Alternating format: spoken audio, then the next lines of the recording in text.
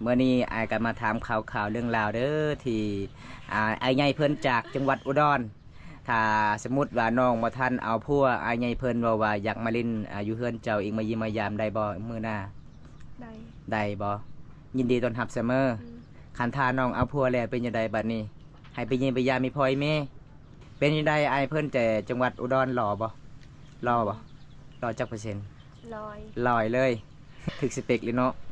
ใครบ่มีไผเอาน้องสิเอาบ่เอาอ๋อคันน้องยังบ่ทันเอาผัวเนาะคันเอาผัวแล้วก็เสียใจ คันอายเพิ่นมักตำลังก็เสียใจหลายเนาะแต่ตอนแรกๆเจ้าก็แอมหักอายเพิ่นหลายได้ข่อยเบิ่งเด้ 500 บาทเพราะว่าอายใหญ่เพิ่นก็บ่มีคือกันเพราะว่าอายใหญ่เพิ่นก็เห็นคลิปบ่วันตาถ่ายน้องก็บ่สบายมีแต่นอนบ่มีเงินสิซื้อยาเนาะอันนี้อายใหญ่เพิ่นฝากเงินมาให้น้องซื้อยาเด้อขอบใจเด้อผู้ใหญ่ใจดีจากฝั่งไทยขอให้ร่ำให้รวยขอให้อยู่ดีมีแห้งขอให้อายได้เงินกลับคืน100 เท่าพันเท่าเด้อขอให้อยู่ดีขอให้อายอยู่ดีมีแห้งเด้อเจ้าให้เท่าใดให้เจ้าให้ข่อยนี่ใส่น้ำมันรถเจ้าให้อีหลีบ่ให้อีหลีข่อยเอาเลยเด้เอามาเจ้าให้แท้ก็ข่อยเอาอีหลีบ่น้องอีหลีโอ้จะดีแท้เนาะเจ้าเนาะเป็นหยังเจ้าคือให้อายเงิน100,000เป็นหยังให้จะใส่น้ำมันรถให้ข่อยใส่น้ำมันรถเจ้าเป็นห่วงข่อยอันนี้อายบ่เอาเด้อขอบใจละลายที่เป็นห่วงอายบ่อายบ่เอาคันท้าน้องบ่เอานี่มื้อหน้าอายบ่มาอีกได้เอาสิเลือกอันใด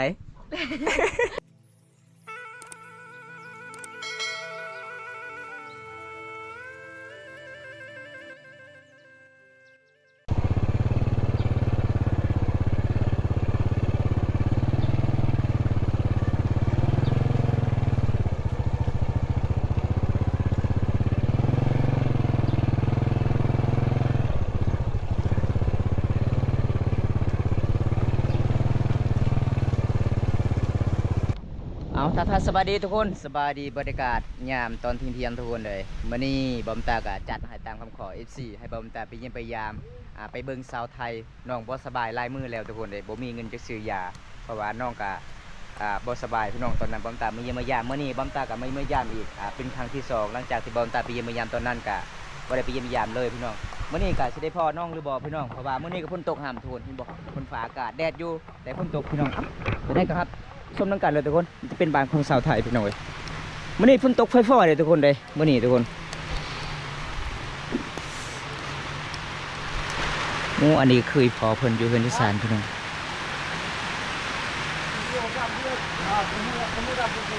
อันนี้คือข้าวไห้เขาเจ้ากะซิมาตากเลยแต่มื่อนี้กับฝนตกหามก็เลยเขาเจ้าก็ไม่ได้ตากพี่น้องโอ้เฮ็ดยางเนาะพี่สาวบ่ได้เฮ็ดหยังไม่ยังไอมามื้อนี้โตเจ้าคือจ่อยๆแท้เก็บไปคอยไม่ได้กินข้าวบ่กินข้าวบ่สบายเป็นยังน้องคือบ่กินข้าวเลยไอมามื้อนี้บ่มีอาหารสิกินแล้วก็บ่สบายแน่หลังจากที่บอลตาไปเยี่ยมไปยามเจ้ามื้อนั้นก็น้องก็บ่กินข้าวเลยแม่นบ่แม่นกินบ่หลายโอ้ใครบอกกินข้าวก็คือตายดิน้องเอ้ย กินแต่กินบ่หลายเนาะกินมันบ่แซ่บทุกคนเลยน้องบ่สบายเป็นฟรีอยู่ในก้น หลังจากเป็นฟรีแล้วก็เป็นไข้เลยเดี๋ยวนี้หม้อเป่าเลยบ่บ่ได้เป่ากินยาเลยบ่กินยาหยังยาพื้นเมืองบ้านเฮาโอ้ทุกคนเลยอ้ายมาเมื่อนี้ก็บ่มีหยังหลายมี FC คนนึงให้บอมตาไปเยี่ยมไปยามเจ้าอายเพิ่นเห็นคลิปเจ้าตอนบอมตาไปเยี่ยมไปยามตอนนั้นเจ้ามีแต่นอนเลยบ่สบายบ่มีเงินซื้อยาเนาะป่วยลายมือทุกคนเลยอายเพิ่นก็เลยน่าสงสารให้บอมตาไปเบิ่งให้พี่น้องเมื่อนี้น้องฮู้บ่ว่าอายมาเยี่ยมมายามน้องบ่ฮู้เลยอีพ่อแม่ไปใส่มื้อนี้ไปเฮ็ดฮะนั่นก็โดนจิโนไปยังจิโนนะไปไสกระด้างอ๋อไปเฮือนจิโนไปเฮือนจิโนเนาะต้องเข้าใจทำกันทุกคนเลยไปเฮือนจิโนก็คือไปเฮือนพอตู้เด้อ น้องเว้าลาวบ่ค่อยเป็นโดนเลยไปเฮือนไอ้จุ้ยโน มาฝนตกเลยเนาะอายมามื้อนี้พอดีฝนตกเลย เจ้านุ่งสิ้นนี้งามหลายเด้น้องงามงามไอ้หลีเด้เส้นชุมผามังกรเลย มามื้อนี้ก็บ่ได้กินข้าวอีกบ่มีอาหารไม่ย่างเหือนเจ้าน้องคือไตเขี้ยเลยว่าจังใด เบิ่งทุกคนเลยแป้งนัวสุดที่สุดแอนเลยโอ้ยพี่น้องเอ้ยเฮือนสัตว์บ้านสองสาวไทยพี่น้องตาประมาณซำนี้เลยพี่น้องเอ้ยนี่อันนี้บ้านน้องห้องนอนน้องบ่แม่นน้องพิษจันทร์กับไปพ่อยแม่บ่คือน้องเตเบิดอันนี้นะฮะบ่แม่นผู้ใดต่ำแล้วก็ปะอยู่นี่เลยบ่ฮู้อ๋อมีหยังอายมาเซอร์ไพรส์น้องมื้อนี้น้องฮู้บ่บ่ฮู้เลยอ๋อยาในเมืองก็บ่ได้ซื้อบ่มีเงินจักซื้อยาก็เลยอดเอาเนาะข่อยถามสาวโทว่าเห็นบ่สาวไทยสาวไทยสาวโทว่าบ่เห็นเลยสาวไทยบ่ได้ลงไปเฮือนแม่นบ่เจะอยู่เฮือนตลอดเลยอ๋อพี่น้องมามื้อนี้จอยๆเด้ทุกคนเลย สาวไทยไม่ยังจะเว้าว่าคลำหยัง แบบเขากินยา อย่ากินยาพื้นเมือง แล้วกินหยังบ่ได้กินส้มก็บ่ได้กินน้ำไม้ก็บ่ได้ อีกหยังที่เจ้ากินได้ กินแต่ปลาข้าวก็บ่กิน กิน โอ้ยน้องเอ้ยน้องคลำลายเลยพี่น้องเพราะว่ากินยาพื้นเมืองลายเนาะกินยาบ้านเฮาเพราะว่าคลำมีหลายประเภททุกคนมื้อนี้มาเยี่ยมมายามสาวไทยกับไข่แต่น้องนั่งได้ทุกคนเลยแตกเลยบ่พี่เจ้าเนาะแตกเลยอ๋อจะบีบออกเลยอ๋อเคว่ายำทันในบีบมาให้อายบีบซอย มื้อนี้อายบ่มีหยังหลายเด้อมาเยี่ยมมายามเจ้าเด้อสาวไทยเด้ออันนี้เป็นเงินผู้ใหญ่ใจดีฝากมานำบ่าวบนตาเด้อน้องเด้อ500 บาทเพราะว่าอายใหญ่เพิ่นกับบ่มีคือกันเพราะว่าอายใหญ่เพิ่นก็เห็นคลิปบ่าวบนตาถ่ายน้องก็บ่สบายมีแต่นอนบ่มีเงินซื้อยาเนาะอันนี้อายใหญ่เพิ่นฝากเงินมาให้น้องซื้อยาเด้อ300,000กีบเด้อน้องเด้อ ดีใจบ่น้องบ่คิดบ่ฝันเลยบ่ว่าสิได้เงินส่ำนี้ว่ามีผู้ใหญ่ใจดีให้น้องอยากซื้อยาบ่คิดเลยโอ้พี่น้องเอ้ยน้องบ่คิดบ่ฝันอันนี้เป็นเงินซื้อยาเด้อน้องเด้อหลังจากนั้นก็ซื้อเป็นนัวเกลือให้พ่อยแม่กินน้ำเอาขอขอบใจผู้ใหญ่ใจดีในเด้อ ขอขอบใจผู้ใหญ่ใจดีเด้อจากฝั่งไทย ขอให้อยู่ดีมีแห้ง ขอให้อยู่ดีมีแห้ง ให้ร่ำให้เราขอให้ร่ำให้รวย ขอให้ร่ำให้รวย ปรารถนาสิ่งใดขอให้ได้สิ่งนั้น ขอให้ปรารถนาสิ่งใดขอให้ได้สิ่งนั้น ขอบใจเด้อผู้ใหญ่ใจดีจากฝั่งไทย ขอให้ร่ำให้รวย ขอให้ดูอยู่ ขอบใจเด้อผู้ใหญ่ใจดีจากฝั่งไทย ขอให้ร่ำให้รวย ขอให้อยู่ดีมีแห้งขอให้ ก็ได้ขอให้อายได้เงินกลับคืน100 เท่าพันเท่าเด้อ อันนั้น เอา ขอบใจเด้อผู้ใหญ่ใจดีจากฝั่งไทย ขอ ขอให้ร่ำให้รวย ขอให้อยู่ดีมีแห้ง ขอให้มีเงิน มีเงินละเต้เลย เดี๋ยวตารางกูป่าไอ้ ขอบใจเด้อผู้ใหญ่ใจดีจากฝั่งไทย ขอให้ร่ำให้รวย ขอให้อยู่ดีมีแห้ง ขอให้มีเงินฝั่ง 100 เท่า ร้อยเท่าเป็นทัก ขอให้อาย ขอให้อายอยู่ ขอให้อายได้เงิน ขอให้อายได้เงิน100 เท่าจากพันเท่า น่ะไปตัวเลยไปทำไม ขอให้อายได้เงิน ขอให้อายได้เงิน กลับคืน ขอให้อายได้เงินกลับคืน100 เท่าพันเท่าเด้อ ขอให้อยู่ดี ขอให้อายอยู่ดีมีแหงเด้อสาธุ นี่พี่น้องเว้ยน้องก็เว่าบ่ค่อยเก่งปานใดเนาะภาษาลาวก็เว้าบ่ถูกเพราะว่าบอมตาถามว่าไอ้เมย์ไปใส่ไปเฮือจุยโนแล้วโอ้ยพี่น้องเอ้ยบอมตาตกใจพี่น้อง ว่าเลยจิ ว่าจุยโนเอาไปเบิ่งพ่อตู้บ่ไอ้เมย์ไปเบิ่งพ่อตู้เป็นหยัง ไม่ได้สบาย อ๋อพ่อตู้บ่สบายอ๋อทุกคนเลยมาเยี่ยมมายามมื้อนี้สาวไทยก็บ่สบายแน่พี่น้องเอ้ยเพราะว่ามีอาใหญ่เพิ่นฝากเงินให้บอมตาสวยน้อง ให้ซื้อยาน้องบ่มีเงินอยู่ซื้อยาตอนนั้นก็เลยผู้ใหญ่ใจดีก็เป็นน่าสงสารเห็นคลิปบ่าวบุญตาเพราะว่าชาวไทยก็เป็นครอบครัวยากจนเวลาสบายก็คือมีแต่เฮ็ดให้เนาะบ่ได้หาเงินหาคำทุกคนเลยยามนี้ก็ยามฮูดข้าวให้ก็เลยซอยเวียกอีพ่อแม่เนาะเป็นตอนเป็นชาวโสดหลังจากเอาผัวแล้วก็คือบ่ได้ซอยเนาะเวียกอีพ่ออีแม่ทุกคนเลยมามื้อนี้ได้พ่อแต่สาวไทยทุกคนเพราะว่าเพื่อนสารบ้านสองน้องมามื้อนี้เป็นนัวก็โอ้ยเกลือจักไม่ยังเฮ็ดทุกคนเลยเฮ็ดคือคนผิดกันบ่แม่นเนาะ บ่แม่นน้องเจ้าบ่เฮ็ดกินบ่เฮ็ดกินแล้วก็ปะอยู่นี่เลยพี่น้องเอ้ยบ้านเฮาก็ซ้ำบ้านเฮาเนาะบ้านเฮาก็คือบ้านเฮาทุกคนอยู่ใดพี่น้องน้องบอกพ่อแม่ว่าจังใดได้เงินนี้แล้ว สิบอกว่าเงินผู้ใหญ่ใจดีจากฝั่งไทยฝาก อ๋อช่วยให้ซื้อยา อืม อ๋อต้องบอกไอ้พ่อไอ้แม่ก่อนเนาะหลังจากนั้นก็ซื้อยาเลือดไปซื้อยาก็ซื้อเกลือปิ้งนัวอ๋อทุกคนเลย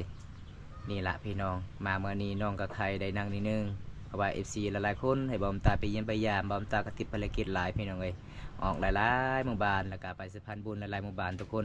ยังบ่เบิดทุกคนเลยบอมตาไปสะพานบุญเพราะว่าบอมตาก็มีรถน้อยมีแต่รถจักรน้องบ่มีรถใหญ่ก็เลยสะพานบุญมันสาบางทีก็ซื้อให้กระเจ้าหลังคาเฮือนบางทีก็ซื้อมีหลายแนวทุกคนเลยมันเฮาแก้ทางรถจักรมันก็ยากนิดนึงทุกคนจังใดบอมตาก็ต้องสู้เพื่อ FC หลายๆคน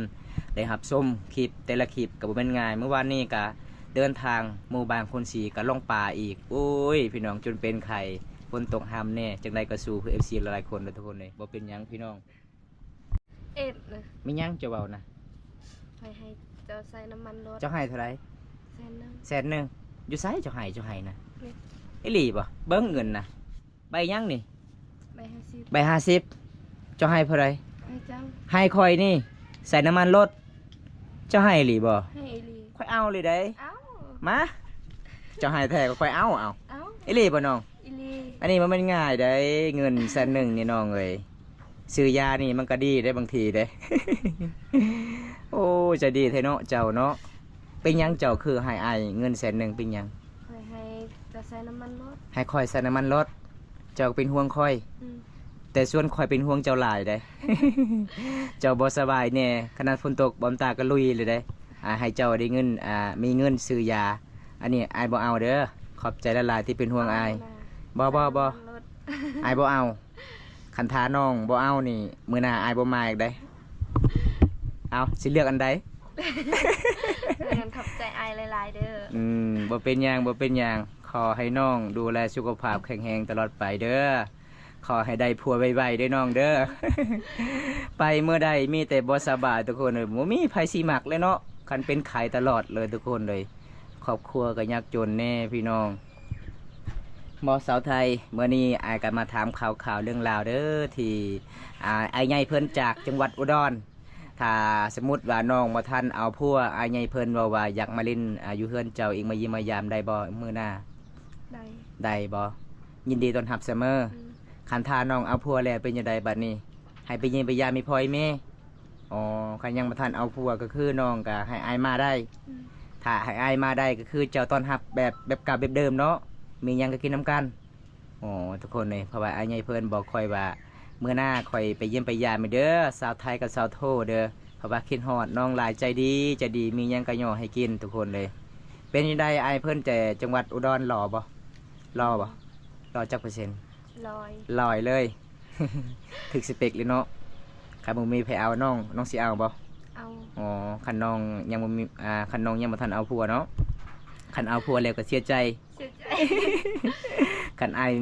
ายเพิ่นมักตำลังก็เสียใจหลายเนาะ อืม แต่ตอนแรกๆเจ้าก็แอมฮักไอเพิ่นหลายได้ข่อยเบิ่งเด้ ข่อยเห็นเจ้าเว้าว่าโอ้ไอเพิ่นหล่อไอหลีก็เลยเคิน ขนาดมามื้อนี้ถามสาวไทยก็ยังบ่ลืมบ่ปะทุกคนเลยเห็นไอเพิ่นใจดีแล้วก็หล่อแน่ก็เลยสาวไทยกับสาวโทแอบฮักพี่น้อง ไอเพิ่นก็ไปเยี่ยมไปยามสาวลาวกับแบบนี้แหละทุกคนไอเพิ่นไปเที่ยวไปช่วยครอบครัวที่ยากจนหลายๆคนทุกคนเลยบ่แม่นว่าไอเพิ่นไปจีบสาวลาวเด้อทุกคนเลยถ้าไอเพิ่นจีบสาวลาวก็แฮงดีบ่มตาก็ดีใจนำไอเพิ่นหลายเพราะว่าไอเพิ่นส่วนหลายก็ไปเที่ยวชนบทบ้านเฮาเพราะว่าไอเพิ่นก็รุ่นปู่ย่าตายายตะกี้ก็คือแบบดำรงชีวิตแบบเดิมๆคือบ้านเฮาก็เลยไอเพิ่นก็คิดฮอดสมัยตะกี้พี่น้องก็เลยไป ตามติดวิถีชีวิตสาวลาวเขตชนบทหลังจากไอเพิ่นมาเยี่ยมมายามเจ้าเมื่อนั้นก็คือจุดนี้เนาะไอเพิ่นนั่งเนาะพี่น้องเอ้ยเพราะว่าเจ้าก็เอาข้าวเมาให้ไอเพิ่นกินเป็นอยู่ได้รู้สึกของน้องหลังจากไอเพิ่นกลับไทยแล้วมาเยี่ยมมายามเจ้าเป็นอยู่ได้รู้สึกเจ้าตอนนั้น รู้สึกดีใจ ดีใจรู้สึกตอนนี้เด้คิดฮอดบ่ คิดฮอด คิดฮอดไอไลน์ อืม อ๋อเจ้าบ่เคยมีเพจไอบ่ บ่มี บ่มีแต่แสดงว่าน้องนี่แอมฮักไลน์เนาะผู้บ่าวทางใดมากก็คือน้องก็ฮักแฟงเนาะเป็นพี่เป็นน้องกันคันบ่ได้เป็นแฟนกันก็คือเป็นพี่น้องกันก็ได้อ๋อมาเยี่ยมมายามได้ อืม อ๋อทุกคนเลยน้องตอนนี้ก็ยังคิดฮอดเป็นห่วงอายจากจังหวัดอุดรอายเพิ่นก็ใจดีหลายเนาะมาเยี่ยมมายามมีของฝากของตอนหลายๆเลยทุกคนเลยมื้อนี้ก็สิไปถามข่าวๆเรื่องราวชาวไทยเพราะว่าข่อยในเบิ่งชาวไทยไปมื้อใดก็มีแต่เว้าเพิ่นอายเพิ่นจากจังหวัดอุดรพี่น้องเอ้ย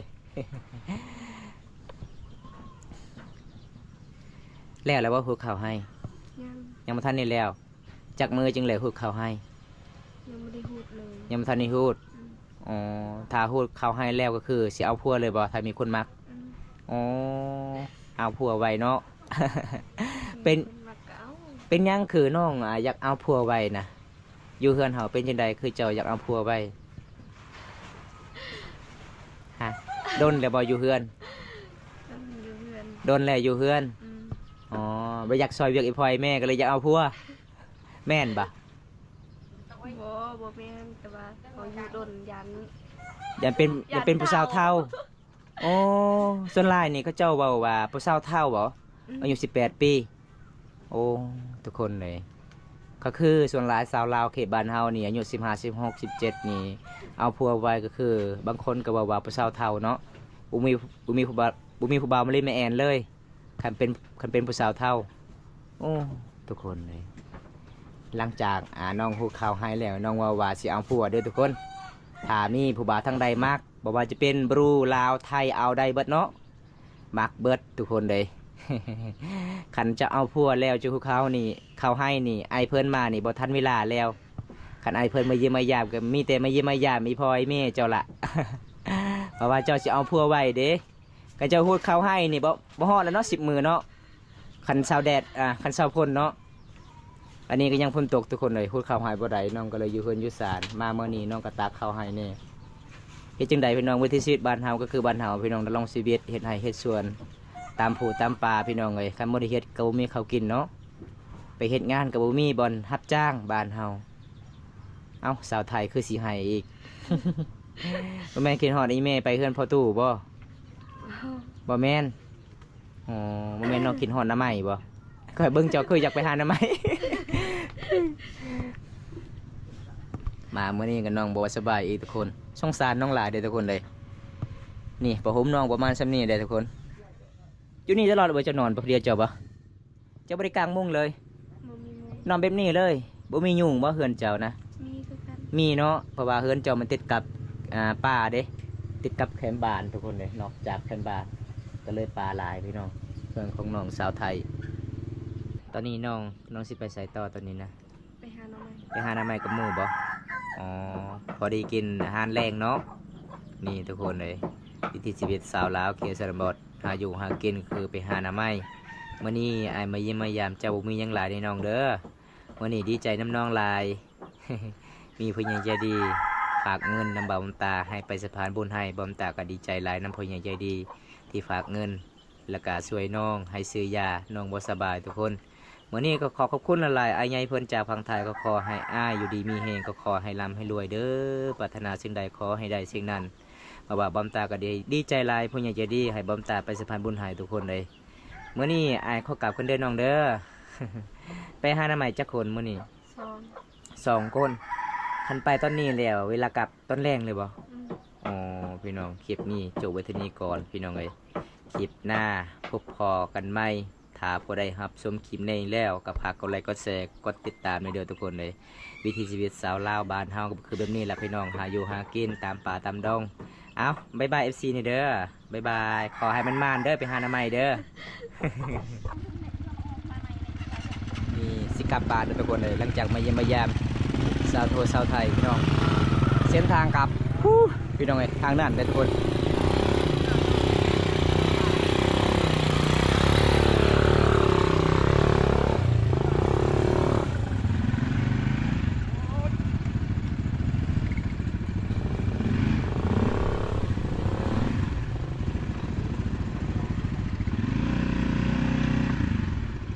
โลดละโปเตะโปกโลดดิ